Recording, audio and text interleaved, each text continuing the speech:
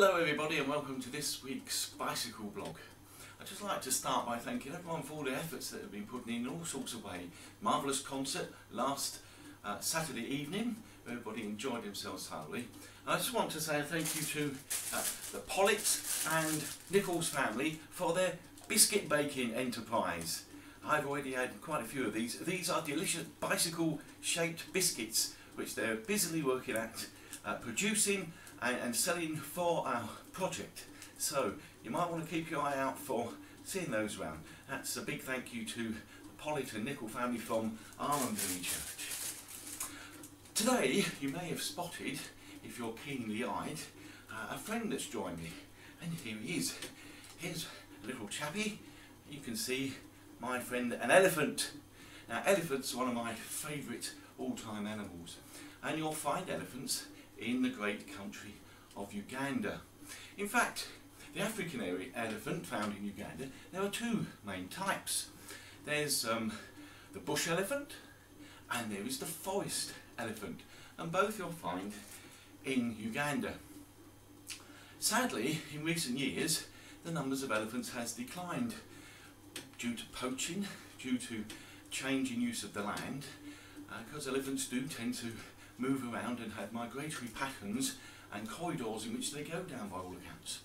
And some of these have been affected because of the change in use of the land, in human habitation coming along, but also because of poaching for ivory and for meat. Now, this has had a devastating effect on elephants in the past, and especially in Uganda that's been no different.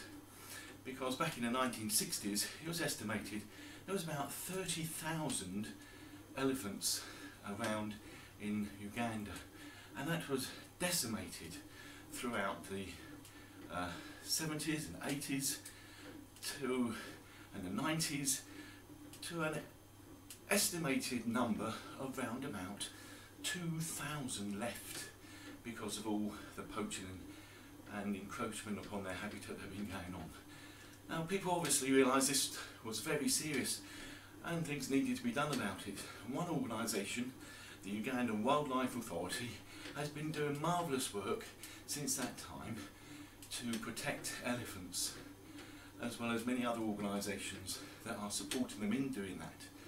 And since the late 1980s, there's been a great and gradual increase of the elephant population in those protected areas that have been carved out and put aside by government policy. Areas such as Queen Elizabeth National Park, Murchison Falls National Park and Kidepo Valley National Park. Because of all the sterling efforts that are going on there in these areas, population of the elephants has now increased, at last count, to 5,564. What a marvellous increase from the 2,000 that it was. And of course this still needs a lot of extra help and support. So if you feel you can support a charity that looks after elephants, then you'll be doing something that is very, very worthwhile. But it's good to see that at long last this friend of ours, who's been around for even longer than us probably, in different ways, is getting the protection deserved in the great country of Uganda. And of course, with our project supporting village life in Uganda, we're helping people sustain themselves. So in fact, people will not be forced into going and poaching and that type of activity. Well, I do hope that the rest of the week is good for you, have an enjoyable time. I'm still cycling my 200 miles all the way down to the High Commission at Uganda, and so I better keep pedalling off here. And as I pedal off, I'm just going to pop off and just leave you with some pictures of my favourite friends, the elephant.